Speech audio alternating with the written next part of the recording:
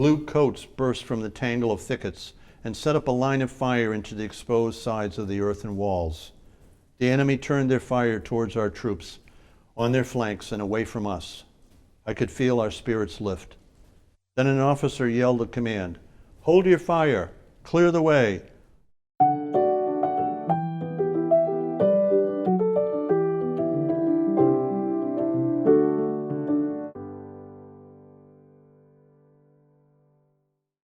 Welcome and thank you for coming. This has been a labor of love that started decades ago. And let me tell you how and why I can say that. I was 12 years old. It was 1961. You can do the addition. And my Nana, my grandmother, came to live with us. And Nana had always helped take care of me from the time I was a baby. And when we moved back to Cape Cod, she came every summer so my mother could work a summer job, you know, in the tourist economy of Wellfleet. But this time she had just turned 80 and decided living in a third floor apartment with no elevator and walking up and down all the time was maybe getting to be a bit too much. Nana, by the way, lived till 96, and she was a character. I could write a whole book about her. So she was moving in with us full time, and I was very pleased with this, and I remember sitting on the bed watching her unpack, and she got to the bottom of her suitcase, and she took out this little packet, and she held it out to me, and I could see it was kind of yellowed envelopes, and it had tied in a lilac ribbon. I can still see it to this day. And she said, "Did I ever show you these?" And I said, "No, Nana, what are they?" She said, "Oh, did I tell you my father was in the Civil War?" Now this was 1961, the 100th anniversary of the start of the Civil War. And it was, you know, a lot of hoopla around that, and I was very much engaged in that, being 12. And I said, "No." And she said, "Go ahead, open them up, take a look at them." So I opened them up, and I read the first letter. And which we'll see in a second. So this is the letter that started it all. And so I looked at it and I thought, wow, first reaction was, what gorgeous cursive handwriting. But then the other thing I realized was that no one had ever mentioned anything about punctuation to him, because there is not a single punctuation mark in the whole letter. So it takes a little bit of deciphering, you know, there's nothing, no periods, commas, nothing, not a bit. But it's a beautiful expression. The things that struck me, of course, at first were C.L. Taylor, this is up at the top, Feb 1862, on board New Brunswick. That's the troop ship he was on, that landed just off of Roanoke Island, North Carolina, which is by Cape Hatteras area. And then when I got to the end, I read the closing that became part of the title of the book. And every time that I would do this as a history teacher and present it to my classes, I would get a little choked up, and I still do to this day. He signed it, "From a soldier true to his country, your well-wisher, Charles L. Taylor." And I thought, wow, oops, I got a mic here. And so let me take a moment. Going the wrong way here. And read you the letter. I think throughout this letter you can sense this is his first battle. There's fear, there's longing, there's homesickness, there's pride. And he writes it, when I first read this, I said to my Nana, "Who is Mr. Filley? He's writing this to Mr. Filley." And she said, "Oh, I didn't tell you. My mother was an orphan. Her parents died on the ship to America, and Mr. Filley had been in business with my mother's father, and so he and his wife took them in as foster children. And so Mr. Filley is her foster father, and Charles is writing to his foster father-in-law, okay, his wife's foster father. "Mr. Filley, dear sir, As we have had brush with what we call rebels and gave them one of the darndest whippings they have had, I seat myself to write you a few lines. You'll read of the battle before you get this, I know, so I'll not say anything about it, only that we have taken Roanoke Island, and with so hot a time, Fen Foster says he never saw in the Mexican War so hot a one. It lasted 5 hours. The 10th Connecticut has won a name that will follow it. Our colonel was killed, and Lieutenant Stillman was killed, and near 100 killed and wounded. The gunboats came back from Elizabeth City tonight and say they took in 15 minutes. The Navy report is that Norfolk is taken. I hope it's true. The boats have gone to another place. We shall soon go to New Bern, a very strong place, but it'll be ours. It must be this war will soon be at an end. Wishful thinking there. I think, or hope, for I would like to come home by the 1st of May, so as to do some haying. I could not help from laughing to read the names of those drafted in Bloomfield. They call us the Burnside Mosquito Expedition. If they will all do as well as we little fellows have done, we should have them rebels all bagged and marched away. We have good sober heads to manage us, and we shall stick to them. We do not get much news. I should like to have you write a few lines to me and tell some news or send an old paper. Meacham is well now, Coombs too, and myself. We were not behind in the fight, but we done our part and came out safe and hope it is safe in the end. The rebels are saucy fellows. I got 2 letters from Charlotte, some I wrote to her. I put in the mail this morning. I got hers tonight. Mrs. Filley wrote that she hoped the expectations for our expeditions would be realized. I think they will. The sore throat rages among us bad.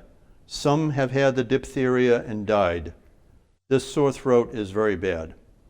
Give my love to Louis. Tell him I am glad he did not come, for he would not like it.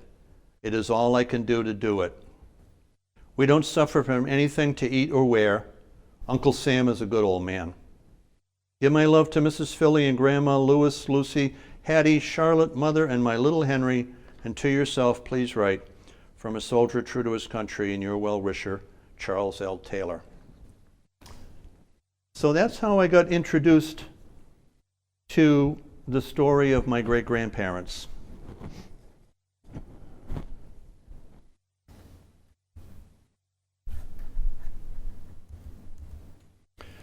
Now, this is my great-grandmother.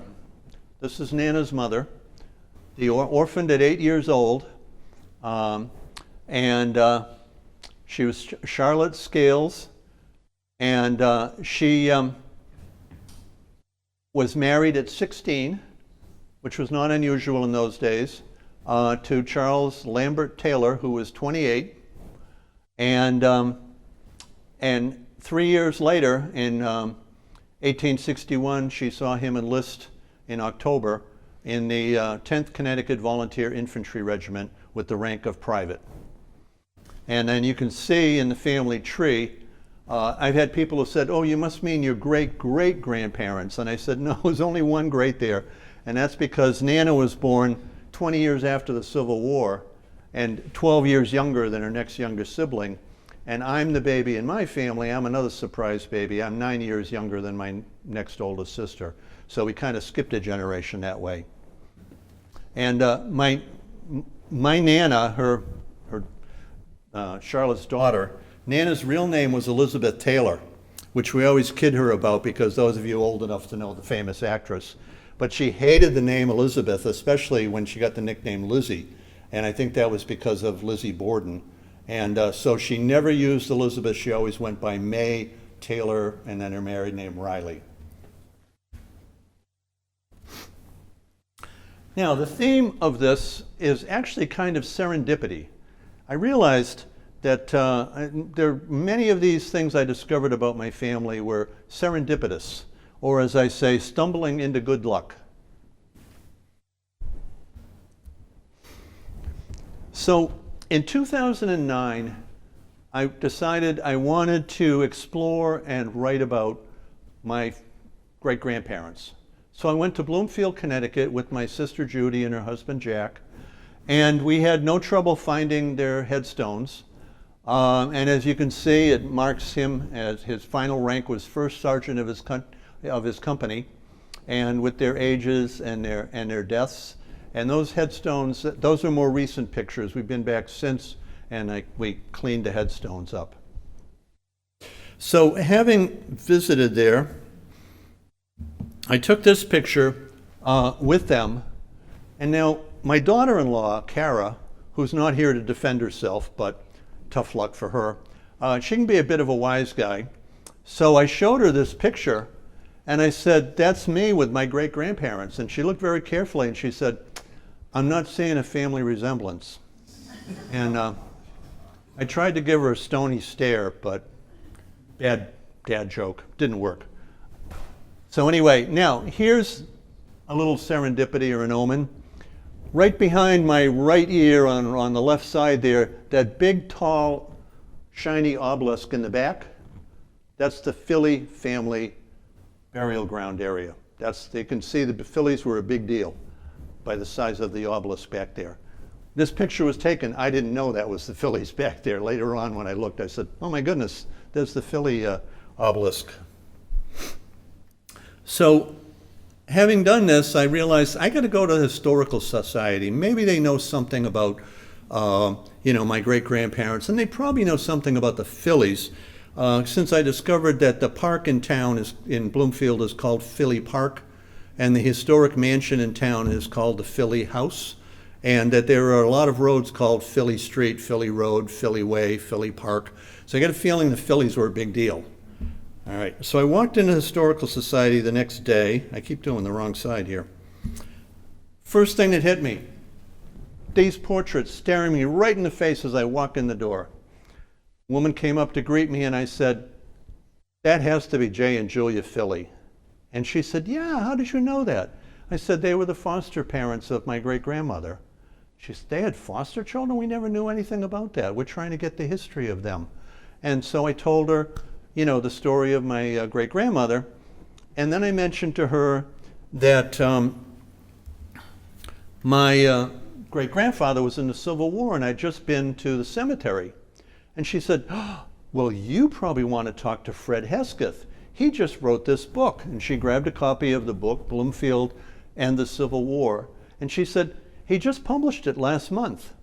And she said, I'll call Fred. He'll want to talk to you. So she gets on the phone, calls Fred. 5 minutes later, Fred's in the Historical Society, and we're talking about, we look in the book, find my grandfather's records and all those things in there. And we had a great chat. And and I've thought since about the serendipity. If I had gone there 3 months earlier or 2 months earlier, Fred's book wouldn't have been published yet. She wouldn't have thought of it. There was no book there for me to, buy and look, and no Fred to talk to. Now, why talking to Fred was important? Let me tell you. Here comes the next bit of serendipity. Fred said, I said to Fred, and by the way, I'm connected with the Filleys. And I told him the story of Charlotte and her connection to them. And he says, oh, you might be interested in Julia Filley's diary. And I'm like, duh. I might be? Yeah. He says, it's in the Connecticut Historical Society. She kept a diary for 30 years. It's there in the Historical Society. And, you can go and look at it. So I was like, okay, yeah, I'm going to go look at it. So the next day, I'm in the Connecticut Historical Society. I tell them what I'm looking for, and they go, oh, sure, have a seat right there. They gave me a little pair of gloves because we're handling something old. And the lady comes out with this wooden tray, like something you would serve cheese and crackers on. And on this tray are 30 tiny books, 1 inch by 2 inch, for each year of the 30 years that she kept her day book. She puts it down, I open it up. I'm trying to read this tiny, tiny print. She says, would you like a magnifying glass? Okay. So she brings in the magnifying glass. My mind is thinking, I'm here, this is my last day here. I got to go home tomorrow. I'm supposed to research this, read these tiny things, take notes, find what I'm looking for. As I'm struggling with this, another woman comes by and says, oh, somebody did their PhD thesis on her, and they transcribed it all and put it on in Word. It's on a disc. Would that help? There's another duh. Yeah, that would help. So she brings it out, brings a laptop, I pop it in. Now I'm golden because I can, type in the name Charlotte and it'll come up with everybody. By the way, Charlotte wasn't the only Charlotte in town, but still, I can do Taylor, I can do Charlotte, I can do Charles, and I can look up what Julia may have said about these, my family, okay? So the first thing I did was I went to the beginning of the Civil War. And these are her, her quotes from her diary. And I'm really struck when you have primary documents like this, people make a statement like, Fort Sumter is taken by the rebels, this is bad news. And I think to myself, lady, you have no idea. Bad news is a real understatement. Or my great-grandfather saying he hopes he can be back by May to do the haying. It was back 4 years later he came back. So, these are some of Julia's comments from the beginning of the war. Then I started reading, and every time my great-grandfather's name came up in her diary, and she always calls him Taylor by his last name, which I use throughout the book. And there's always a little kind of edge to the way she writes about him, which makes it clear to me he's not her favorite person in the world. She's got something in for him, okay? And she always assumes the worst. And one of the classics here is, he was home from New Bern on a furlough. He got very sick, I'll tell you in a minute, but he had typhoid fever and almost died. Taylor left to join his regiment, and as well he did. Dempster, a young man working for us, was arrested for some misdemeanor Sunday night. And Taylor, who was the ringleader, made a lucky escape, but he ought to have been caught with the others. Men who cannot behave themselves ought to suffer. They got off, however, with paying a fine. So there she is, nailing my great-grandfather, like it's all his fault. And so I keep reading on, and then finally I come to this, 1864. The 10th came, Taylor has re-enlisted, and he got home on a furlough. Hope he will not fool away his bounty money, as many of the soldiers do. In other words, she's still not expecting much from him. But then she says, he's having trouble with his first wife. Boom. I'm like, first wife? I got a pretty good idea Nana never knew about that, given that would have probably been 30 years before she was born. And then I realized, well, maybe that's why Julia's got a little low opinion of Charles Taylor, because he's been married before, and so she's kind of suspicious of him. Julia is a great character. Actually reminds me of my mother and grandmother. Kind of a tough exterior, but soft as can be. She ends up taking in like a dozen family members who are destitute. Anyone who's down on their luck ends up living in with the Phillies, and Julia's got them there, complaining about them, but takes them in, okay? So now we know maybe why she was a little down on him. While I'm in the Connecticut Historical Society, I decided that I would do more research on Charles's service. They have the records of every regiment that's from Connecticut that served in the Civil War. And so as you can see over here, here's Charles L. Taylor, Bloomfield, has his whole record, which I've highlighted up at the top. It doesn't include when he got sick from typhoid fever, but it does include every time he was promoted and every time he was wounded and when he was mustered out, which we'll talk more about later on. I had quite a distinguished record. By the way, in the Union regiments started off as about 1,000 men. Now that didn't last as they got depleted. The 10th had 11 companies of close to 100 in each company. Each company had one first sergeant, 4 sergeant, 8 corporals. So when my great-grandfather became first sergeant, he was the first sergeant, the highest enlisted rank in his company. So that's really quite an honor. So right next to Roanoke Island is New Bern, North Carolina. Lovely place. Ellen and I have been to Roanoke Island and to New Bern. And that was his second battle. And so we visited there, and I decided that, I want to write this book. So I started writing the book. I found this particular old book. It was actually written around 1900, but very useful. And I wrote about 100 pages, and I look back on it now, and it wasn't half bad.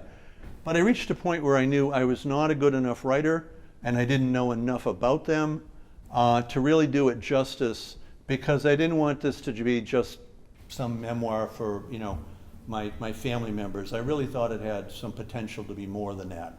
So I put that book away, and I decided I need to learn to write. And so I joined the Cape Cod Writers Center, and I took workshops and got Writer's Digest magazine, and participated, talked with a lot of writers, and started writing short stories. And I had about 30 short stories which were being published online. Somebody said to me, "When are you going to come out with your first book?" And book? I never thought about doing a book. And I thought, wait a minute, I got 33 stories. I think I got a book.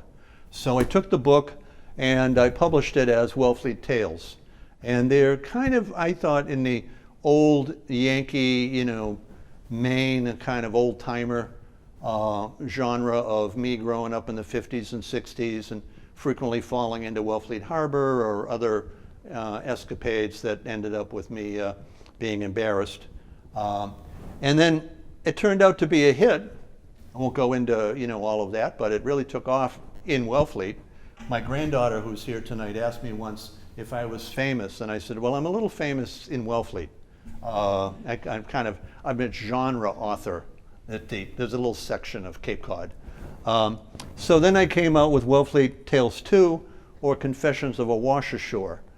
For those of you who don't know what a wash-ashore is, for a native of Cape Cod, anybody who wasn't at least 2 generations born there is a wash-ashore, something the tide washed in. So I refer to myself, since I don't live there anymore, I'm a wash away. Okay, so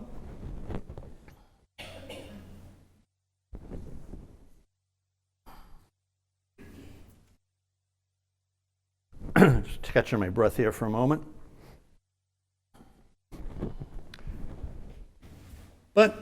And I did want to mention Death at Bound Brook Pier, my most recent novel, that won a Kirkus Award. Kirkus magazine is, the public doesn't know them. They're the industry, they've been around for over 100 years. They're the magazine that reviews books for libraries, publishing houses, agents, editors, and only 10% of authors and less than 3% of independent authors get awarded a star review. And I got one. And I was so naive when they gave me my review. I looked and I said, what's that star in the corner mean? I had to Google it and look it up. It says, Kirkus star is very coveted. And I'm like, wow! I wasn't expecting that, but I was very pleased. And believe me, I am using it for all the marketing value that I can. So Charles and Charlotte kept calling to me.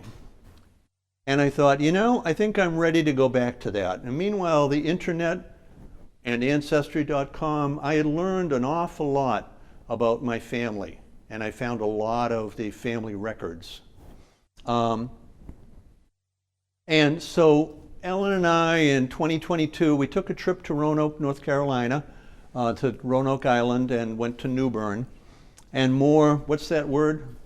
Serendipity? You got that? Eliana, what's that word? Serendipity. I'm embarrassed her. I'll hear about this later.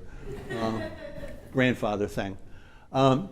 So I go into the gift shop there. It's mostly about the lost colony of Roanoke, which some of you know about, I won't go into, but they had a little bit about the Battle of Roanoke Island, and there was this book. So I had to, of course, buy the book. I go up and, paying for it, and I tell the lady at the cash register that my great-grandfather was in that battle, and here we go again. Oh, you might like to talk to Mike. Mike wrote the book. He lives 5 minutes away. He's a retired park ranger. Why don't I call him, have him come down? He'd love to talk to you. Okay, sounds good to me. So Mike comes down, and we talk about the book. He shows me the maps he has in the books, shows me right where the 10th Connecticut was. And I realized that in my grandfather's letter, he actually downplays the role of the 10th Connecticut. The 10th Connecticut had more casualties, killed and wounded, than any other regiment on the Union side. And it was because their job was to pin down the Confederates in their earthen works and keep firing at them while the other regiments went through the swamps and flanked them. But the problem for the 10th Connecticut was they had no cover. So they were basically just there 100 yards away, trying to stay low, shooting at the Confederates who were behind an earthen wall. And so they took the greatest number of casualties of anybody. And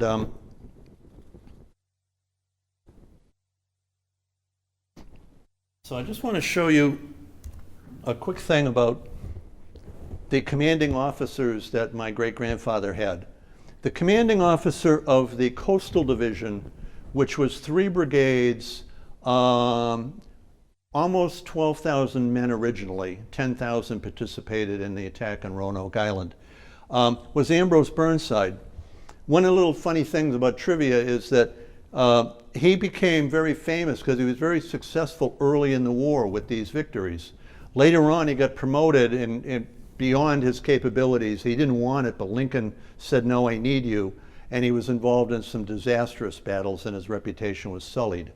However, while he was quite noted, his whiskers, which was fairly common, lore says, common lore says that the name Sideburns comes from Ambrose Burnside and his whiskers, his sideburn whiskers.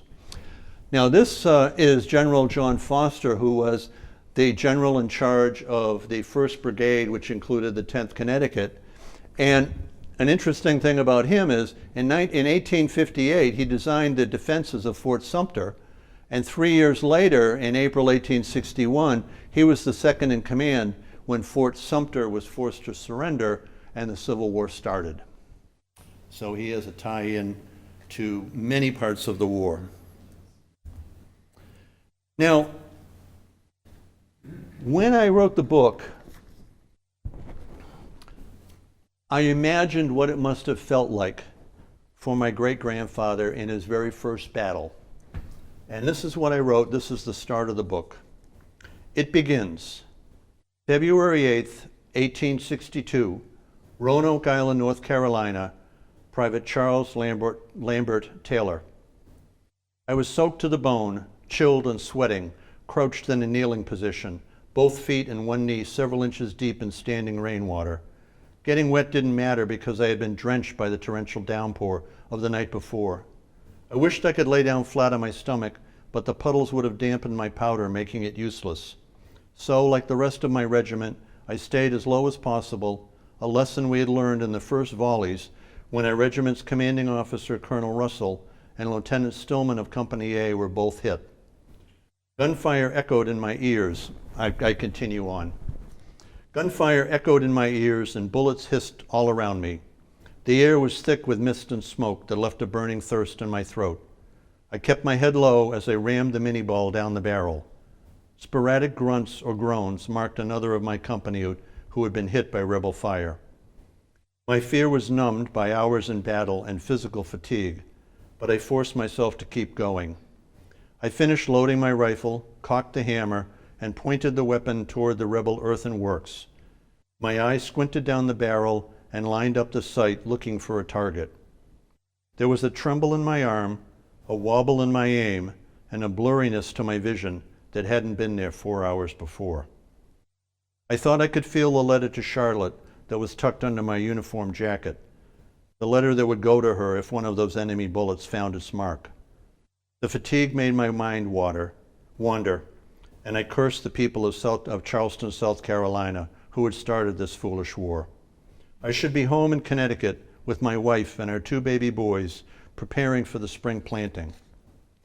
Despite my exhaustion, I felt a sense of pride that the tide had turned and we were winning. The voice of Sergeant Peck confirmed my hopes. "We almost got 'em, boys. Just a few more minutes, we'll have 'em flanked." As if the rebels had heard him, there was a noticeable drop in the level of enemy bullets. Ahead of us, hundreds of voices broke out in a triumphant cheer. Huzzah, huzzah, huzzah. Regiments that had slogged their way for hours through the dense swamps to the left and right had finally broken through, and now they were flanking the rebel fortification. Blue coats burst from the tangle of thickets and set up a line of fire into the exposed sides of the earthen walls. The enemy turned their fire towards our troops, on their flanks and away from us. I could feel our spirits lift. Then an officer yelled a command, "Hold your fire! Clear the way! Zouaves coming through!" There was a commotion to our left on the narrow cart path. Then the 9th New York Zouaves emerged from our lines with fixed bayonets. Now, their outlandish uniforms of red fez caps with blue tassels, red stripes down their pant legs, and bright white spats didn't appear so foolish. Combined with their belligerent mustaches, beards, and snarling faces, they looked fearsome. An officer bellowed an order, and 1,000 voices burst into their battle cry. It was a growl that started deep in their throats like a low roll of thunder that made the earth tremble with the vibration. Zoo, zoo, zoo, zoo, zoo, 1,000 voices echoed. Their roaring voices sent a chill down my spine. Then they moved forward in a double-quick jog, keeping their lines steady and threatening. A sea of blue swept across the open fields towards the Confederate fortification. I leapt to my feet, joined by thousands of others, cheering and waving our rifles in the air. I felt tears in my eyes and jubilation at the terrible yet beautiful sight. Then the sergeant yelled, "Come on, boys, let's go. Can't let them have all the fun." I joined the forward rush, but the rebels had broken, and the battle was almost over. As we followed the crowded field of men toward the abandoned rebel fortress, my mind churned. Beneath the thrill of victory was the same question I remember asking myself: how did I get here?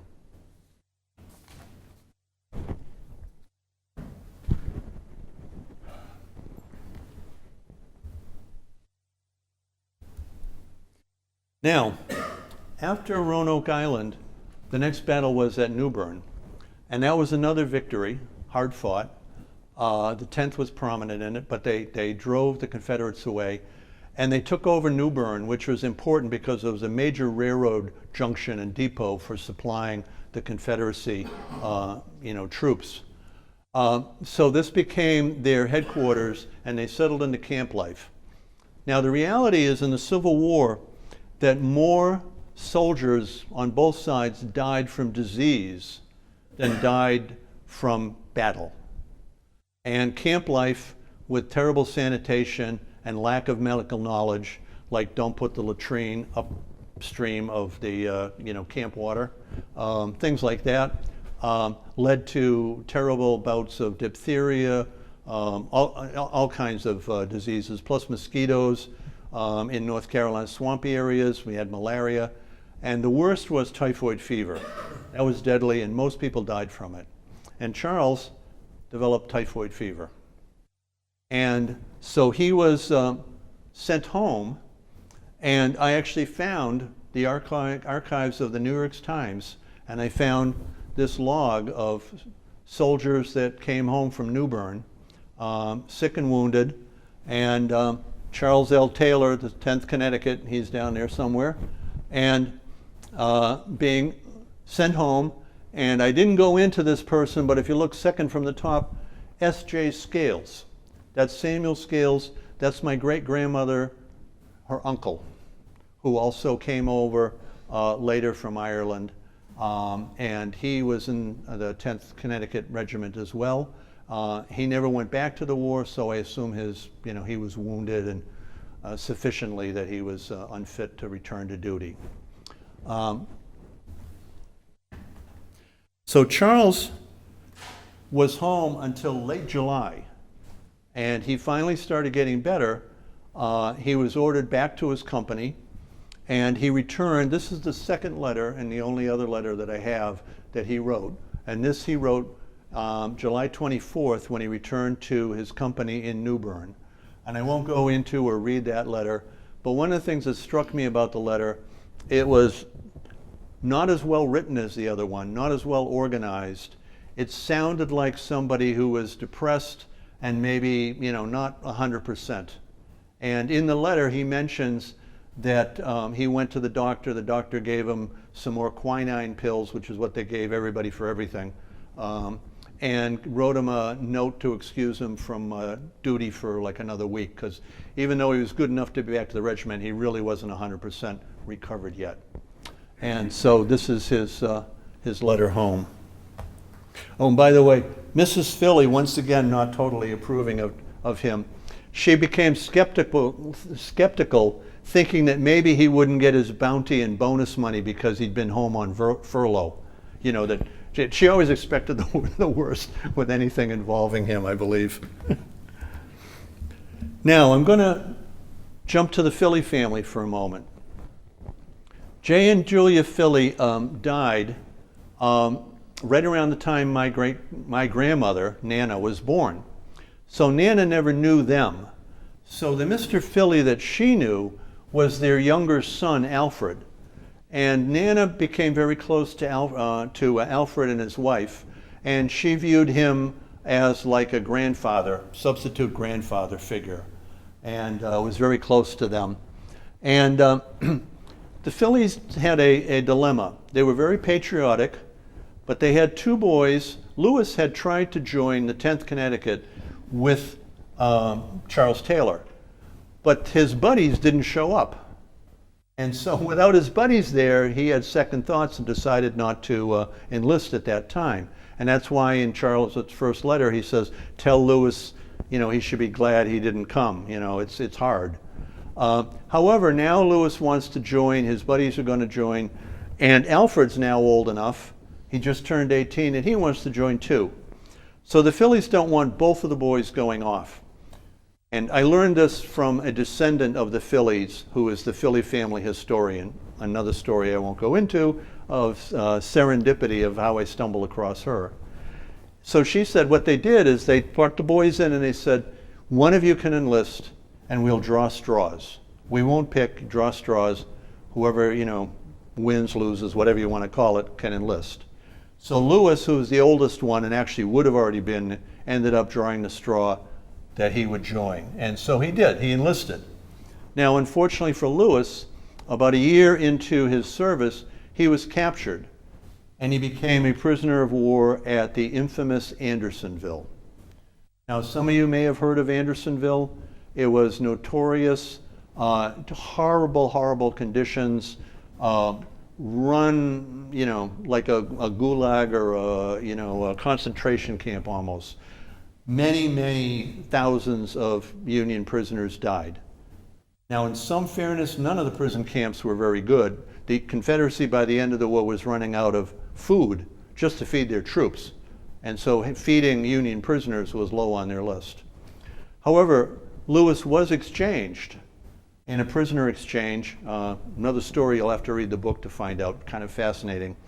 And he got home, but he was in bad, bad shape. And by the end of the war, he still was, had bouts of illness and bad stretches. And for the rest of his life, he didn't have the greatest physical health, and he had bouts of what we know today as PTSD. That's the story of the Filleys, and there's their obelisk. And by the way, Jay Filley did a lot of things, but he was a farmer, and his biggest crop for him was tobacco. Now, those of you who don't know the New England and Connecticut area, the Connecticut River Valley is one of the greatest sources of high-quality tobacco in the world. And what it became famous for was, for those of you who smoke cigars, the final two wrappers on a cigar are the key to a good cigar. And the Connecticut River Valley leaves were what we used to wrap the best cigars. And so Jay Filley he grew tobacco, but he was a tobacco broker. Now, this is just to give you an idea of the extent of my great-grandfather's service and the 10th Connecticut. This is about 30 battles, not all of the ones he was in. Just 30 of them, okay? Any of you ever saw the movie Glory about the 54th Massachusetts, the first black regiment to be in battle? Well, in the movie, there's a reference about how just before the Battle of Fort Wagner, they saved a regiment from being overrun by a surprise. It was really a midnight. The movie changes it to daylight, but a midnight surprise attack. The regiment that would have been overrun was the 10th Connecticut. And so my great-grandfather has a connection to that. And by the way, the 10th Connecticut was so impressed with the 54th's action in saving them that when the 54th marched out the next day and they went past the 10th Connecticut was given the order to snap to attention and present arms, which was not normal, but that was their way of saluting the 54th First Black Regiment in combat for the Union forces. At the very last battle I'll mention in a minute, my great-grandfather got his second wound. And so based on the wound, I don't believe that he would have been at Appomattox. But that was the battle. It basically broke General Lee's spine. They took Petersburg, they captured Richmond, and Lee was forced on the run. A week later, he was trapped and surrounded, had no choice at Appomattox, and he surrendered. But that'll give you an idea. The other thing about the 10th is not a famous regiment. And one reason is they were never in any of the famous, they weren't at Gettysburg, they weren't at Fredericksburg, they weren't at Cold Harbor, they weren't at the famous battles. But a Civil War historian, William Fox, around 1900, did a study of all the regiments in the Civil War. And he rated their effectiveness, not based on how famous they were, but what their job was and how well they did it. And he rated the 10th Connecticut to be in the top 18% of all Union regiments. And what they developed a reputation for was being steady. They never broke and ran. If they had to retreat, and there were only a few times they retreated, it was always an orderly retreat, organized, never just, giving up and running. And you can see in this particular battle, General Plaisted said, the 10th Connecticut saved the Army of the James from disaster. And what happened was, they were the backup regiment. They had only about 200 men left from the 1,000 that originally were there, even with new recruits coming in. And the two regiments in front of them, which were on the battle lines, they broke and ran when the Confederacy charged. And the slightly under 200 men of the 10th stepped up, filled the gap, stopped the the Confederate charge, while two other regiments were heading for the hills. So, they developed quite a reputation. Now, to kind of top off their reputation, that final battle that my great-grandfather was in, the assault on Fort Gregg. Quick thing, what happened is, we're near the very end of the war. Lee knows, he's running out of time. There's this miles and miles of battle lines with the Union, south, the Confederacy to the north, the Confederacy running out of men, but they have these established little forts about every, mile apart. So on April 1st, no April Fool joke here, General Ulysses S. Grant says to all of his commanding generals, tomorrow we send everybody forward. This is hundreds of thousands. It's an all-out attack, almost unheard of. And that's what they did that morning. And they finally broke through the Confederacy, sent them on the run, and then that a week later led to Lee surrendering. The 10th Connecticut, their job, they were part of thousands, even though there were only a few hundred. By then they were up to about 700 or 800. They'd gotten a lot of re-enlistment or reinforcements.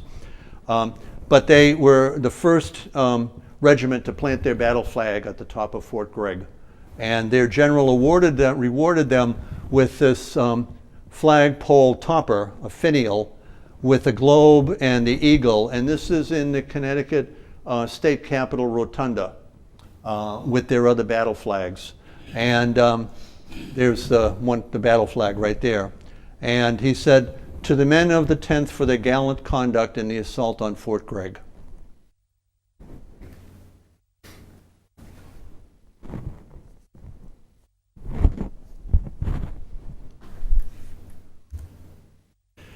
Now, Lee surrenders in April. There's still a few other generals out there in other parts of the country. It's a couple of weeks before the whole Confederacy formally surrenders. By March, the Union Army is disbanding. They have a 2-day-long grand procession in Washington, D.C., with almost all the Union regiments marching down Pennsylvania Avenue by the reviewing stands, getting all this glory and recognition, except for the 10th Connecticut. They were in Richmond, Virginia, doing occupation duty of the Confederate capital. Okay, so they didn't get to muster out. So they finally muster out in the end of August, and they come home. And this is one of the things that really struck me. The ever-brave and gallant 10th Connecticut Regiment, which left Hartford on 31st of October, 1861, over 1,000 strong, reached here yesterday afternoon at about 11 o'clock, bringing but from 75 to 100 of its original members, though 435 officers and men returned with it. So of the only remaining 75 or so original members, my great-grandfather was one of them.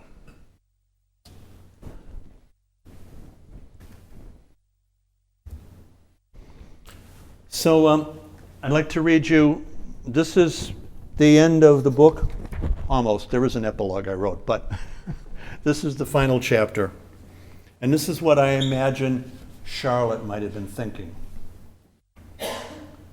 This is Charlotte. "I am sure I will remember this date forever. August 31st, 1865, Charles comes home today. The 10th is arriving in Hartford with a grand parade and celebration. However, I am waiting here in Bloomfield. Our child will be born within the next 2 months, and I am too tired to take the ride and handle the excitement. Mrs. Taylor stayed with me, but the rest of the family left for the festivities. Mr. Taylor and George took Henry and Charles. Kate, Uncle Samuel, Aunt Susan, and their girls traveled with them. Mr. and Mrs. Filley, Lewis, and Alfred went along too, with what seems like most of Bloomfield. I am not disappointed to stay behind. I don't want any more of the army. I want my old Charles at home. I want to hug him and hold him, to sit on the porch with him and just gaze at him in his old clothes. I want the war gone, its memories just a thing of the past. Today will be filled with pomp and speeches by men who stayed home while Charles was risking his life. I don't begrudge the 10th their moment of honor, but I am glad for the excuse to stay home. Despite my bitterness towards the war, I know that my husband will always be remembered for his 4 years of fighting for his country. Before the boys left with Mr. Taylor, Henry took my hand. He tugged at my skirt to get my attention and looked up into my eyes. Mama, is Daddy a hero? My eyes filled with tears. Yes, Henry, Daddy will forever be a hero. Thank you.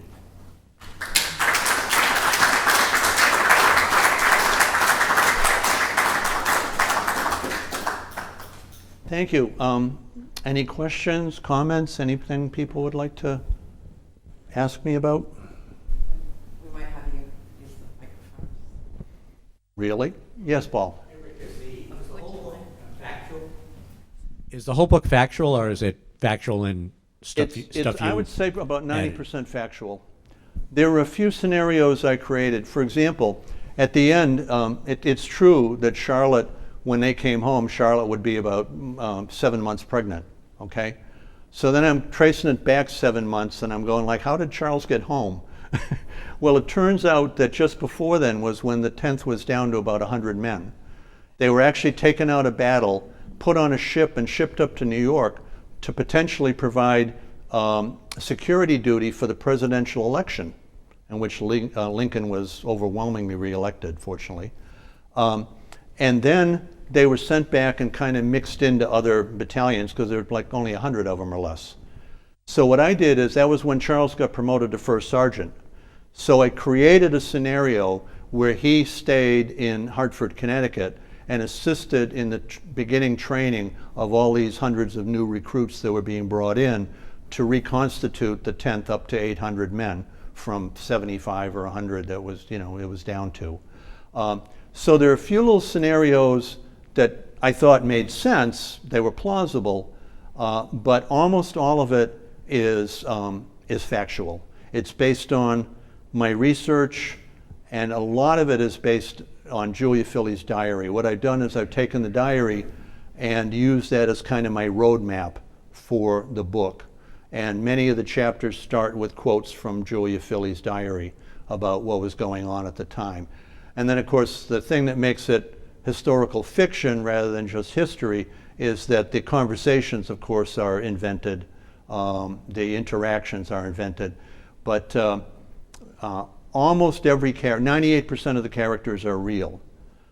There is the two characters that were mentioned in the letter, Meacham, Gaylord Meacham, and Foster Coombs, both are buried in Bloomfield.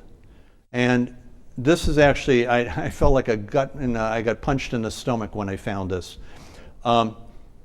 Charles, they asked everybody after 2 years, that when they'd first signed up, they signed up for 3-year enlistment. So the Union got smart for once and realized, well, we can't have everybody at the end of 3 years suddenly say, okay, I'm done, I'm out of here. So a year before their enlistment ended, they asked everybody, are you going to leave or are you going to re-enlist? Okay? Charles re-enlisted, which when I write the story, Charlotte's not too thrilled about, as you can probably imagine. But he re-enlisted. But Gaylord Meacham didn't. Now, he was a sergeant at this point, and he'd served 3 years. He has nothing to be ashamed of. He's 22 years old, and he's already a sergeant. He goes home, and I go to the cemetery trying to find his headstone, and I find it. And I'm down, and all of a sudden it hits me. He got home in the late fall of 1864. He died February 1865, 3 months later. Made it all the way through 3 years of war, goes home and dies. I don't know whether he got, that in Julia's diary, she talks about the winters and how many people are dying, that there's a lot of illness and disease in the middle of winter. So, I don't know. I speculated that maybe he was really run down and open to, maybe he was already ill. But I just thought, life ain't fair. You make it through 3 years of war, go home, and 3 months later, boom, you're gone. Foster Coombs made it all the way through. I believe that he and my great-grandfather remained friends. They died within 6 months of each other in 1903. And so all of those characters are real characters that I've made, part of the book. Any other? Dee? Yeah, I worked with Rick on his book early on, and we exchanged scenarios, chapters and so on. But what I was thrilled about is that he brought the characters alive. He made them real.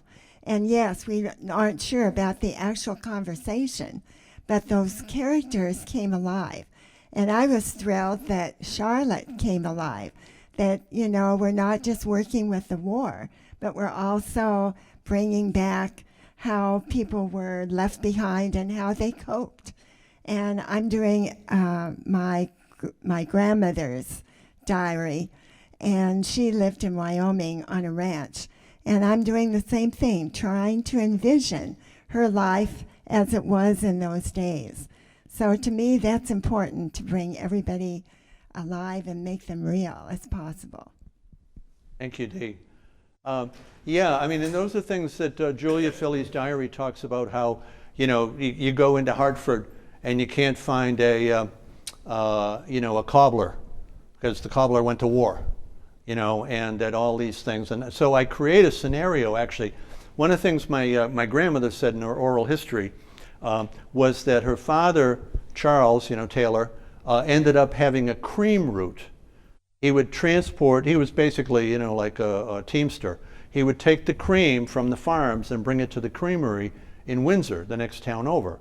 And she bragged that the butter, their best client was the Parker House in Boston. And that she said, my grandmother always, how you have relatives and they're always talking about they, the infamous they, those people. She says, they said he was one of the richest people in town. He had a very successful, cream route. Well, I thought, okay, when did it start? So in the book, I create a scenario where Charlotte, working with her father-in-law, Charles's father, they realized that the guy who did the cream route went off to war, and there's nobody to do the cream route. And so they step in and get the cream delivery business started, which eventually, Charles takes over, and my grandmother talks about it. Do I know how that started? No, I don't. But I thought, I can take a little liberty here to add to the story, and also, kind of develop Charlotte's character. Yes? How many letters were there again? And were they all just from your great-grandfather or some from the How many letters? Yeah. Okay, well, I have 2 letters. However, I was just about to publish the book. I made a comment on a Civil War Facebook page by the author Chris Bajalian, who just wrote a Civil War novel.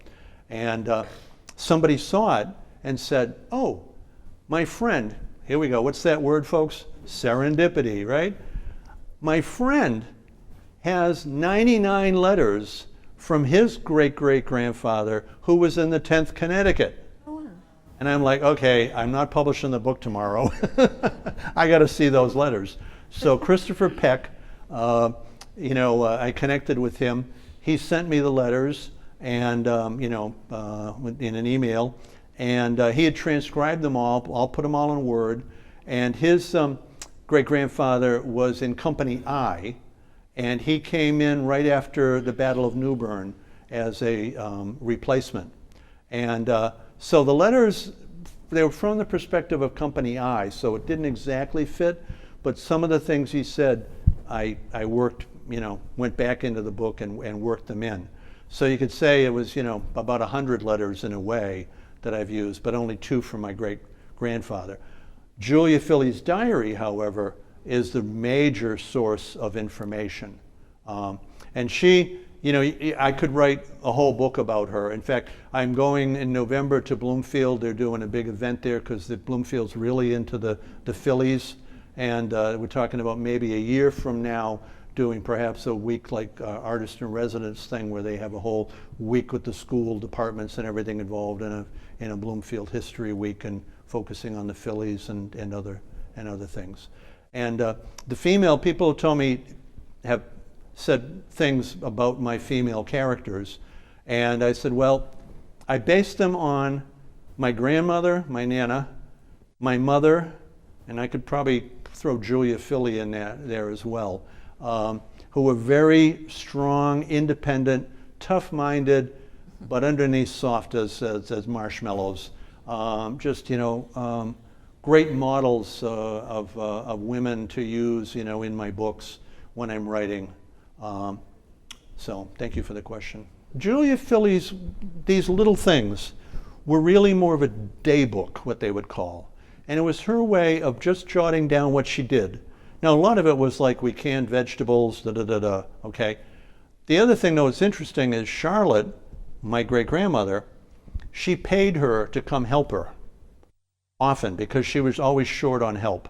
And I discovered later, another story I won't go into, that my great-grandparents lived 0.7 miles away from the Filley farm. So Charlotte could walk over. She had her mother-in-law who could watch the boys. And Mrs. Filley paid her because at the end of every year she would record her expenses. And she'd record, how much she paid Charlotte for helping out with the housework and everything. And so whenever she could get Charlotte free, Charlotte would come over and help her out.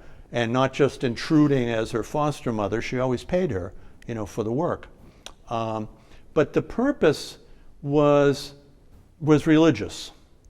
And it was to be able to reflect back on the year and to see what you had done and sort of not only account for the money you've spent, but your sins and your good things and what you had done. And Julia, being a stern and tough-minded but good Christian woman who was active in the church, talks frequently about feeling that she was too hard on somebody, which she was, but she would go to the minister and he would assure her that all of her good deeds more than offset the feeling that she had about this mistreating somebody like Taylor, but it was a way of recording that to see kind of where you stood. So it was very common for people to do that. But but what's interesting though is, unlike a day book, every once in a while she would go into a longer thing that would really unburden her feelings. Most of the time it would just be like, Charlotte helped me, do the sheets today. Charlotte came over and we canned vegetables. But every once in a while she'd get in a reflective mood. Now what I discovered is, because I never focused on Julia's diary after the war, but she started writing little poems in her diary. Mm-hmm. And there are now people in graduate programs who've been studying Julia's poetry. And somebody, I think, is coming out with a book of Julia Filley's poetry. And like I said, the Jay and Julia Filley could be a book, and maybe it'll be a future book for me. One, if they just have a general recruitment, and I'll tell you where they went in a minute, and then those going on constantly, and then those would be assigned to regiments that needed replacements, okay? But what happened with the 10th Connecticut is, deep into the war, when the people who had finished their enlistments, like with the 10th Connecticut, when those had finished 3 years left, 250 men left. And that's why they were down to 100. So they needed to reconstitute, so they were specifically recruiting at that point in the Hartford area for replacements for the 10th Connecticut. What they did is they went to Hartford, to what is now the fairgrounds, or the old fairgrounds, and they had a temporary camp there, Camp Buckingham. The governor of Connecticut was Governor Buckingham, so he got the camp named after him. And it was what they called a rendezvous camp. So to where they would go initially, get maybe first couple of weeks of training, and then they would be, however, a couple of weeks, month, 3 weeks, and then they would be sent off to whatever regiment they were supposed to go to. Sometimes the regiment might pay a bounty to also. They might pay $20 or something, and some other town might pay $30 or something, so they might go to the one that paid a little more. Well, I'm glad you mentioned that, because there were bounties, and when Charles, in my writing the book, I have Charles saying that, while he's a loyal patriot and feels he has to defend his country, that, he'd be honest and say the money helped too, because Bloomfield paid a bounty, Connecticut paid a bounty, plus there was the pay, which was for those days, pretty good. Plus, if you had children, and a wife and children, you got an extra couple of bucks for each of them. So he was getting, and that was the other thing. When he got sick, Mrs. Filley thought that he wasn't going to be able to collect his bounty, because you didn't get your money just by signing up. You had to serve at least 90 days or something. That was to prevent those who would sign up, and then be AWOL the next morning, So, yeah, but there definitely was money that was put behind it. This is probably our last question. Hi, Ray. Hi. Yeah, I was going to say, my great-grandfather came to this country from Germany. He didn't know a word of English. He came to Germany, and he arrived somehow, eventually, after getting in, maybe through Ellis Island. But he arrived on a pier, and a man came down and gave him $200 to take his place in the Civil War. So he went in the Civil War and became a cook. And then, he also did some fighting too, as I understand it. Well, I'm glad you mentioned that too, because that was for the people who were wealthy. If your number got called in the draft, you didn't have to go if you could find somebody else to take your place.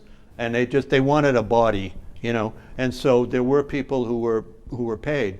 I will say that the rate of casualties was generally much higher for the replacement troops, the green troops, as opposed to the veterans.